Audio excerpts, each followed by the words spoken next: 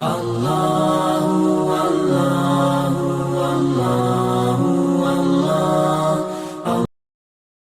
نے پوچھا، اے لوگوں، یہ دنیا کس کی دنیا ہے؟ شاہی نے کہا یہ میری ہے۔ شاہی بادشاہت، ملوکیت۔ شاہی نے کہا یہ میری ہے اور دنیا نے یہ مان لیا۔ پھر تخت بچھے، ایوان سجے، گھڑیال بجے، تلوار چلی، خون بہے، انسان لٹے، انسان مرے، آخر دنیا نے شاہی کو پہچان لیا، پہچان لیا۔ تاریخ نے پوچھا، اے لوگوں، یہ دنیا کس کی دنیا ہے؟ دولت نے کہا یہ میری ہے اور دنیا نے یہ مان لیا۔ پھر بینک کھلے، بازار جمے، بیوپار بڑھے، انسان لٹے، انسان بکے، آخر دنیا نے دولت کو پہچان لیا، پہچان لیا۔ تاریخ نے پوچھا پھر، اے لوگوں، یہ دنیا کس کی دنیا ہے؟ محنت نے کہا یہ میری ہے اور دنیا نے یہ مان لیا۔ پھر روح دبی، پیٹ بڑھے، افکار سڑے، کردار گرے، اخلاق جلے، انسان نرے حیوان بنے، آخر دنیا نے محنت کو پہچان لیا، پہچان لیا۔ تاریخ نے پوچھا پھر، اے لوگوں، یہ دنیا کس کی دنیا ہے؟ مومن نے کہا اللہ کی ہے اور دنیا نے یہ مان لیا۔ پھر قلب و نظر کی صبح ہوئی، ایک نور کی لیسی پھوٹ بہی، ایک ایک خودی کی آنکھ کھلی، فطرت کی صدا پھر گونج اٹھی، آخر دنیا نے اس کو پہچان لیا، پہچان لیا کہ یہ دنیا اللہ کی دنیا ہے۔ معزز سامعین، اسلامی شریعت کے اندر چند چیزیں ایسی ہیں جو ہمارے معاشرے کے اندر جنم لے چکی ہیں، ہمارے معاشرے کو کھوکھلا کر چکی ہے، خاص طور سے نوجوانوں کا طبقہ اس لت کے اندر بہت زیادہ ملوث ہے اور اس کا گراف بہت زیادہ بڑھتا جا رہا ہے۔ اور افسوس کہ اس لعنت کو روکنے کے لیے مسلمانوں کی طرف سے کوئی قدم نہیں اٹھایا جاتا۔ میں مبارکباد پیش کرتا ہوں حضرت مفتی ندیم اختر صاحب دامت برکاتہم اور جملہ اراکین کو کہ انہوں نے اصلاح معاشرہ کے عنوان سے ایک مجلس قائم کی اور عنوان دیا منشیات اور شراب، یعنی مسلمانوں کے اندر جس طریقے سے یہ شراب نوشی بڑھتی جا رہی ہے اور اس لعنت کے ذریعے مسلمانوں کے گھر تباہ و برباد ہو رہے ہیں، مسلمانوں کے گھر اجڑ رہے ہیں، مسلمانوں کی اولاد تعلیم نہیں پا رہی ہے، اسی طریقے سے مسلمان کھوکھلا ہوتا جا رہا ہے، دنیا کے اعتبار سے بھی اور دین کے اعتبار سے بھی۔ جب ملک عرب کے اندر کفار اس شراب کے اندر بہت زیادہ ملوث ہو گئے، غرق ہو گئے، تو آپ صلی اللہ علیہ وسلم اس دنیا کے اندر تشریف لائے اور سب سے پہلے حضرت عمر فاروق رضی اللہ عنہ اور حضرت معاذ بن جبل رضی اللہ عنہ نے آپ صلی اللہ علیہ وسلم سے شکایت کی کہ اس شراب کے ذریعے نہ ہمارا مال محفوظ ہے، نہ ہماری جان محفوظ ہے، لہذا اس کا علاج کیا جائے۔ تو اللہ تبارک و تعالی نے بتدریج، کیوں؟ اس لیے کہ کفار کے اندر اور ملک عرب کے اندر شراب بہت زیادہ عام تھی، تو اللہ تبارک و تعالی نے آہستہ آہستہ اس کی حرمت پر آیتیں اتاری، اور جب اللہ تبارک و تعالی نے مطلق طور پر شراب کو حرام کر دی تو صحابہ کرام نے شراب کو چھوڑ دیا۔ روایت کے اندر یہاں تک آتا ہے کہ آپ صلی اللہ علیہ وسلم نے ان برتنوں کو بھی توڑوا دیا جن برتنوں کے اندر صحابہ کرام شراب پیا کرتے تھے، اور صحابہ نے سوال کیا کہ جب ہم لوگ اس کو نہیں پی سکتے تو کیا ہدیے کے طور پر یہودیوں کو تحفہ دے سکتے ہیں؟ تو آپ صلی اللہ علیہ وسلم نے اس کو بھی منع فرما دیا کہ جب شراب ہمارے لیے حرام ہو گئی تو اب ہم نہ کسی غیر کو دے سکتے ہیں، نہ اس کی خرید و فروخت کر سکتے ہیں، نہ اس کو استعمال میں لا سکتے ہیں۔ شراب بالکل لیا حرام ہے، شراب کو شیطانی عمل قرار دیا گیا، اس سے بالکل لیا بچنا اور اجتناب ضروری ہے۔ لیکن 14ویں صدی کے اندر اہل مغرب کے کچھ مقلدین حضرات کہتے ہیں کہ شراب کو اللہ تبارک و تعالی نے حرام نہیں کہا۔ ہم ان سے پوچھنا چاہتے ہیں کہ آپ صلی اللہ علیہ وسلم نعوذ باللہ نہ سمجھتے، صحابہ کرام نہ سمجھتے، فقہاء کرام اسی طریقے سے تابعین اور تابعین نے قرآن کو نہیں سمجھا کہ وہ شراب کو حرام نہیں سمجھتے تھے؟ تمام علماء کا اس پر اتفاق ہے کہ شراب بالکل لیا حرام ہے اور اس سے بچنا ضروری ہے، اس لیے کہ شراب جو سب سے پہلا وار کرتی ہے وہ انسان کی عقل کے اوپر کرتی ہے کہ انسان اپنی عقل کھو بیٹھتا ہے، اور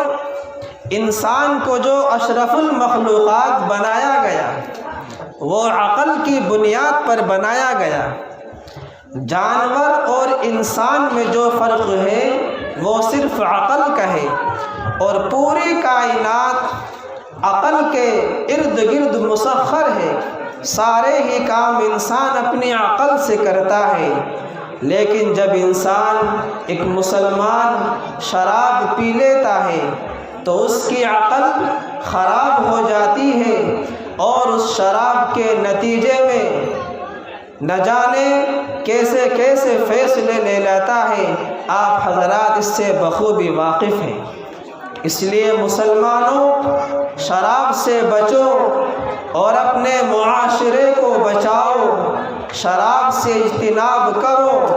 اور اپنی اولاد کو صحیح تربیت کرو، ورنہ شراب کا جو سب سے بڑا نقصان ہے کہ انسان شراب کی حالت میں، نشے کی حالت میں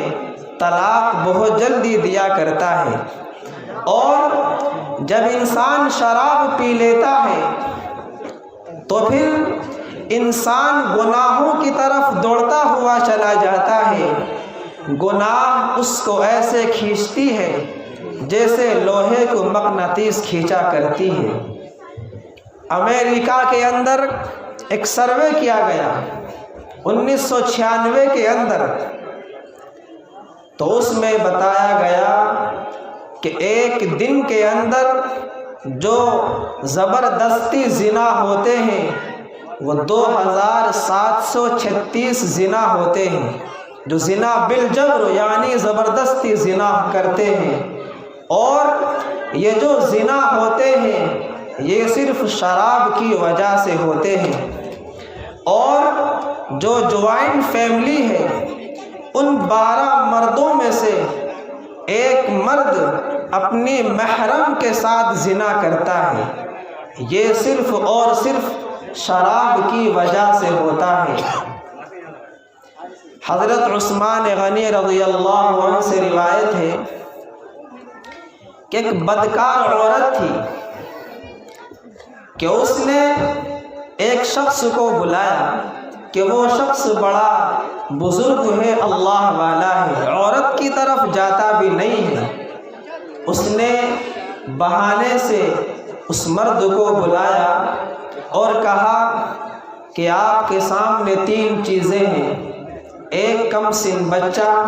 اس کو قتل کر دو، دوسرا زنا کرو، اور تیسرا شراب کا مٹکا ہے اس کو پی لو، ورنہ آپ یہاں سے باہر نہیں جا سکتے، ان تینوں چیزوں میں سے آپ کو اختیار کرنا پڑے گا۔ تو ان بزرگوں نے سوچا کہ زنا اور قتل یہ بڑی سزا ہے اور شراب ہلکا گناہ ہے، لہذا میں شراب پی لیتا ہوں۔ جیسے ہی انہوں نے شراب کا ایک گھونٹ پیا اور نشہ چڑھا اور شراب کے جام پیتے چلے گئے اور اس نشے کی حالت میں بچے کو بھی قتل کر دیا اور اس عورت کے ساتھ بھی زنا کیا۔ کیوں؟ اس لیے کہ جب انسان شراب پیتا ہے تو جو دین کا لباس ہے، جو دین کا پردہ ہے، وہ اس پر سے ہٹ جاتا ہے اور پھر شیطان اس کا ولی، اس کا دوست بن جاتا ہے، شیطان اس کی آنکھ بن جاتا ہے، شیطان اس کا کان بن جاتا ہے، پھر ہر طریقے سے شیطان اس کی مدد کرتا ہے جب انسان نشے کی حالت میں ہوتا ہے۔ میرے دوستو، شراب کے ایک قطرے سے بھی بچو، شراب سے بالکل یا اجتناب کرو۔ حضرت علی رضی اللہ عنہ سے منقول ہے، اگر کسی تالاب کے اندر، اگر کسی دریا کے اندر شراب کا ایک قطرہ بھی ڈال دیا جائے اور اس پانی سے گارا بنایا جائے اور اس گارے کو مسجد میں لگایا جائے تو میں اس مسجد میں کبھی نماز نہ پڑھوں گا۔ اگر کنویں کے اندر شراب کا ایک قطرہ ڈال دیا جائے اور اس کنویں میں مینار بنایا جائے تو میں اس مینار کے اندر کبھی اذان نہیں دوں گا۔ آپ اندازہ لگائیں کہ صرف شراب کے ایک قطرے کی وجہ سے حضرت علی رضی اللہ عنہ نے نماز پڑھنے کے لیے اس مسجد میں منع کر دیا۔ تو ہم لوگ اندازہ لگائیں کہ جب ہم شراب پیتے ہیں تو پھر ہم ایمان والے نہیں رہتے، ایمان ہمارے دل سے نکل جاتا ہے۔ جب انسان شراب پیتا ہے تو اس کا دل اس سے عہد کرتا ہے، اس کو قسم دیتا ہے، اس کا ایمان اس کو قسم دیتا ہے کہ شراب کا پیالہ مت پی ورنہ میں تیرے دل سے نکل جاؤں گا۔ تو جب انسان شراب کا پیالہ پیتا ہے تو ایمان اس کے دل سے نکل جاتا ہے۔ اور اگر مسلمان شراب کو جائز سمجھ کر پیتا ہے تو پھر وہ ایمان سے بھی خارج ہو جاتا ہے، اور اگر مسلمان شراب کو حرام سمجھ کر پیتا ہے تو ایمان کے کمال سے محروم ہو جاتا ہے، کامل ایمان والا نہیں رہتا۔ اور جب مسلمان شراب پیتا ہے تو 40 دن تک اس کی نمازیں قبول نہیں ہوتی جب تک کہ وہ توبہ نہ کر لے۔ اور میرے دوستو، اگر شرابی اسی حالت میں مر جائے تو آپ اندازہ لگائیں کل قیامت کے دن اس کا حشر کیا ہوگا۔ حدیث کے اندر آتا ہے کہ جب شرابی شراب کی حالت میں، نشے کی حالت میں اس دنیا سے چلا جاتا ہے تو اللہ تبارک و تعالی اس کو ایک غوطہ لگاتے ہیں، اور کس نہر میں غوطہ لگاتے ہیں؟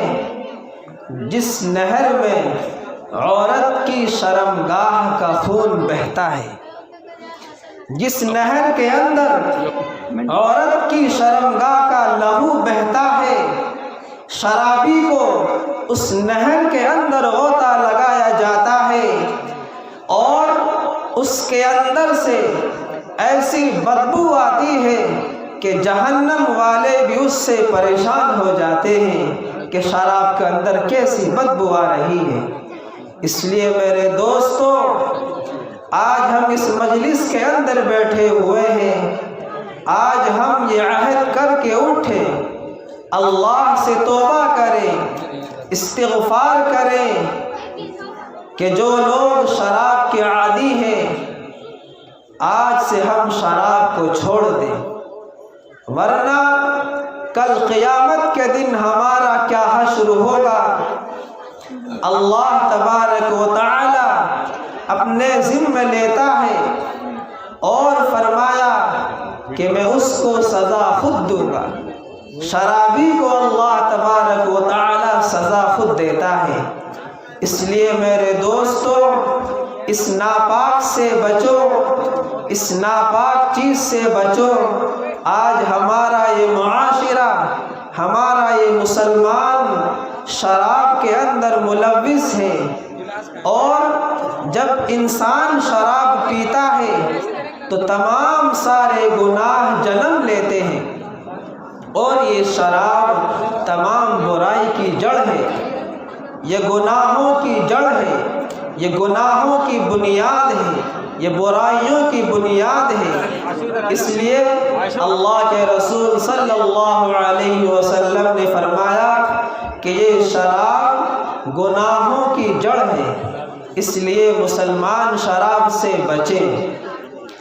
اللہ تبارک و تعالی نے انسان کو جو عقل دی ہے، اللہ نے فرمایا کہ اپنی جانوں کے اوپر ظلم مت کرو، وَلَا تَقْتُلُوا أَوْلَادَكُمْ بِالتَّهْلُكَةِ، کہ جب انسان شراب پیتا ہے، مسلمان شراب پیتا ہے، تو جسم کے جو اعضاء ہیں، جسم کی جو بناوٹ ہے، جسم کی جو ساخت ہے، وہ ساری ختم ہو جاتی ہے اور انسان بالکل ادمرا ہو جاتا ہے، اس کی طاقت ختم ہو جاتی ہے۔ تو لہٰذا ہم اپنی جانوں کے اوپر ظلم نہ کریں، یہ جان ہماری اپنی نہیں ہے، یہ جان اللہ کی امانت ہے، اور جب انسان شراب پیتا ہے تو اس کا چین، اس کا سکون بالکل غائب ہو جاتا ہے، اس کی روح تڑپ جاتی ہے، اس لیے کہ یہ شیطان کے کاموں کی طرف چلا جاتا ہے۔ اور جب انسان اللہ کی یاد میں رہتا ہے تو انسان کی روح اللہ کی یاد میں آتی ہے تو اس کو سکون ملتا ہے، اور جب شراب پیتا ہے تو اس کی روح تڑپ جاتی ہے، اس کی روح بے چین ہو جاتی ہے، دعائیں قبول نہیں ہوتی، نمازیں قبول نہیں ہوتی۔